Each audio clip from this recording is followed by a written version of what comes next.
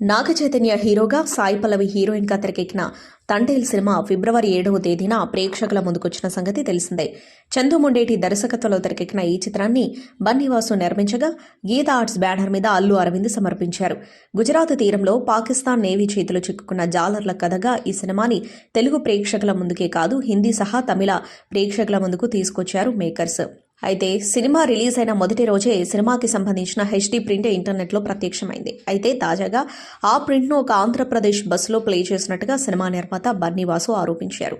APSRTC bus service number 3066లో మా cinema pirated version play చేసినట్టు తెలుసుకున్నాం. ఇలా చేయడం చట్టవిరుద్ధమే కాదు, ఒక రకంగా దౌర్జన్యం కూడా. ఈ సినిమాని తెర మీదకు తీసుకొచ్చేందుకు ఎంతో మంది చేసిన విశ్రాంతమైన కృషికి జరిగిన ఘోర అవమానమని ఆయన అభిప్రాయపడ్డారు. ఒక సినిమా అనేది నటీనటులు, దర్శకుడు, నిర్మాతల కళ అని ఆయన అన్నారు.